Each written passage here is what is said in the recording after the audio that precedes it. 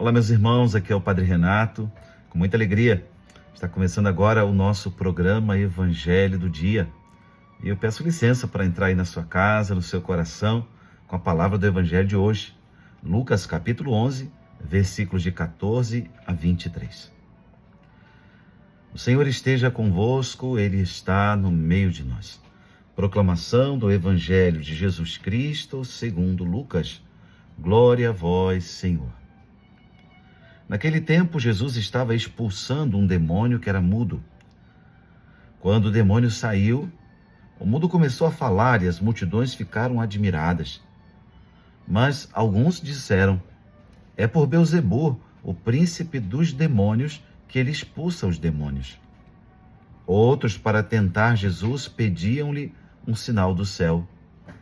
Mas, conhecendo seus pensamentos, Jesus disse-lhes: todo reino dividido contra si mesmo será destruído, e cairá uma casa por cima da outra. Ora, se até Satanás está dividido contra si mesmo, como poderá sobreviver o seu reino? Vós dizeis que é por Beelzebu que eu expulso os demônios. Se é por meio de Beelzebu que eu expulso os demônios, vossos filhos os expulsam por meio de quem? Por isso, eles mesmos serão vossos juízes. Mas se é pelo dedo de Deus que eu expulso os demônios, então chegou para vós o reino de Deus.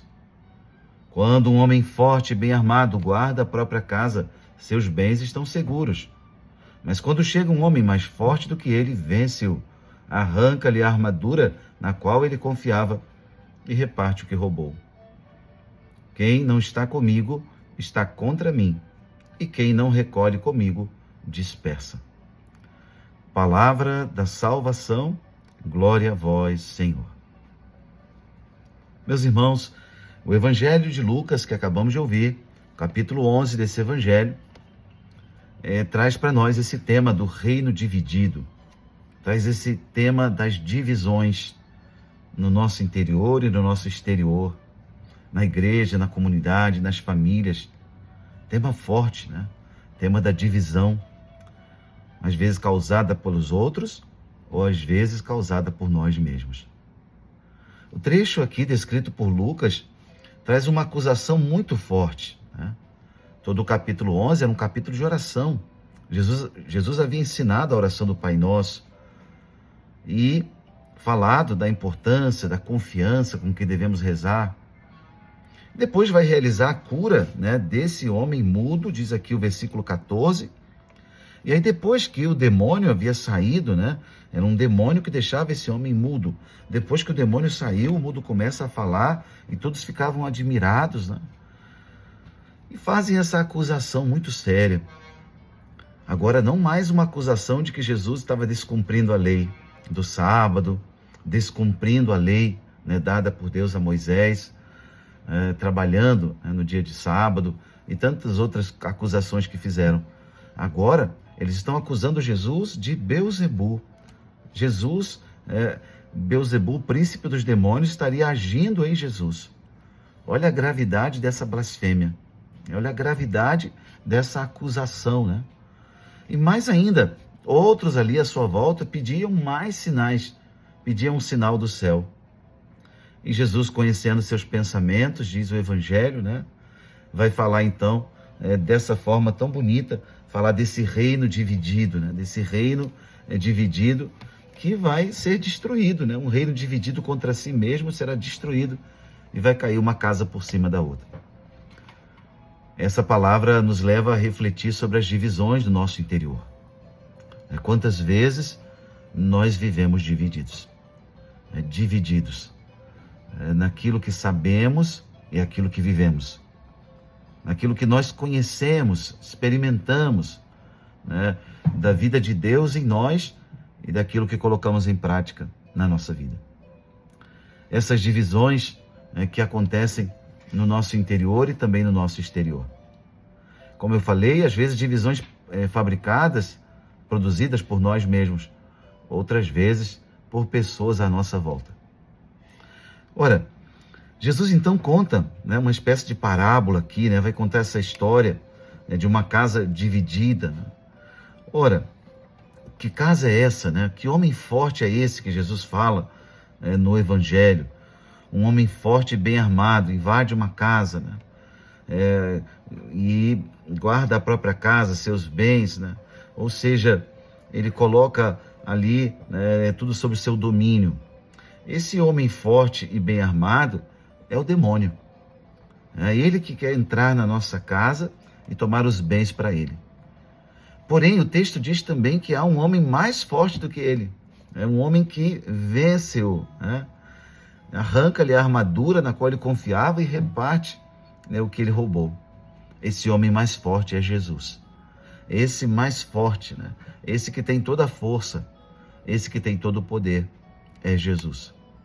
A casa é a nossa vida.